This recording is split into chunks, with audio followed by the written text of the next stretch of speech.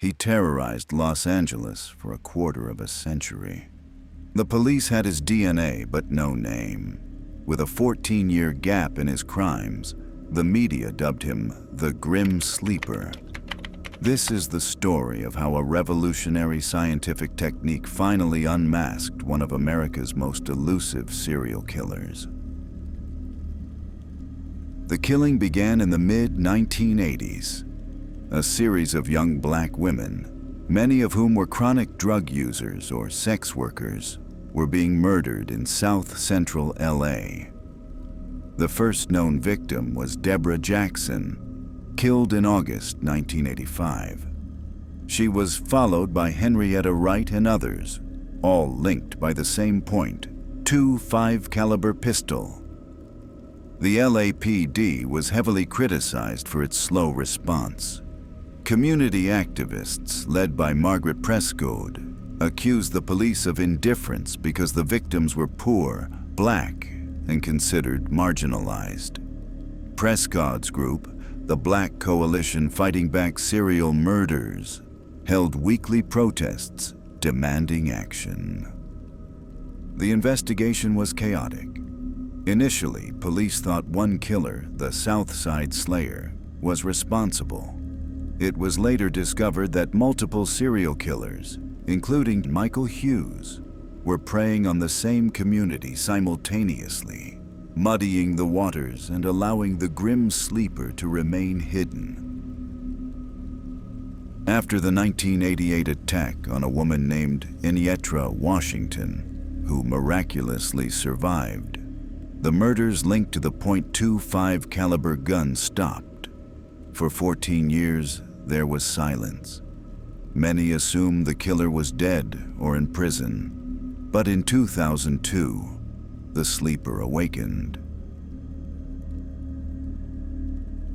The body of Janicia Peters was discovered on New Year's Day, 2007. DNA analysis confirmed she was the latest victim of the same killer. The LAPD formed a secret 800 task force, but the case was at a dead end. They had the killer's DNA, but it matched no one in any criminal database.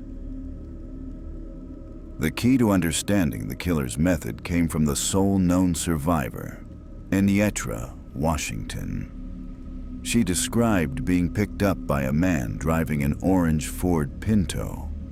He was neat, tidy, and looked geeky. He shot her, sexually assaulted her, and took a photo of her before she escaped.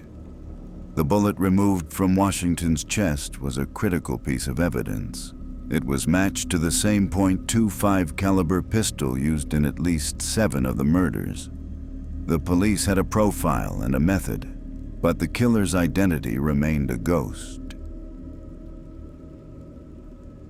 The breakthrough came from a revolutionary and controversial technique, familial DNA searching. Since there was no direct match for the crime scene DNA in the database, scientists searched for a close relative. In 2010, a search of California's massive DNA database flagged a partial match. The DNA from the Grim Sleeper crime scenes shared significant markers with a convict named Christopher Franklin. He was too young to have committed the earlier murders. So detectives turned their attention to his father, Lonnie David Franklin Jr. To confirm their suspect, police needed Lonnie Franklin's DNA. An undercover officer posed as a waiter at a restaurant where Franklin was eating, collecting his dishes, silverware, and a discarded pizza crust.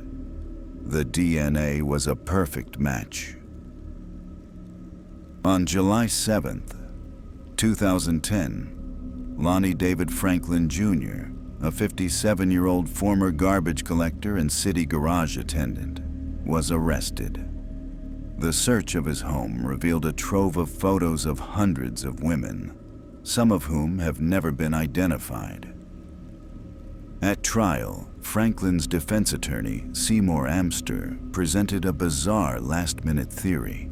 He claimed a mystery man, an unnamed nephew of Franklin, was the real killer. The prosecutor dismissed this as the equivalent of the skies opening up, a spaceship descending and murdering all these women. On May 5, 2016, Franklin was convicted on 10 counts of murder and 1 count of attempted murder. He was sentenced to death, but died in his prison cell at San Quentin on March 28, 2020, before the sentence could be carried out. The grim sleeper case left a complex legacy. It highlighted the tragic consequences of societal and institutional neglect of marginalized communities, but it also forever changed forensic science, proving the power of familial DNA as a tool to deliver justice when all other leads have failed. It brought a long-delayed measure of justice for at least 10 victims and their families, finally ending a 25-year nightmare.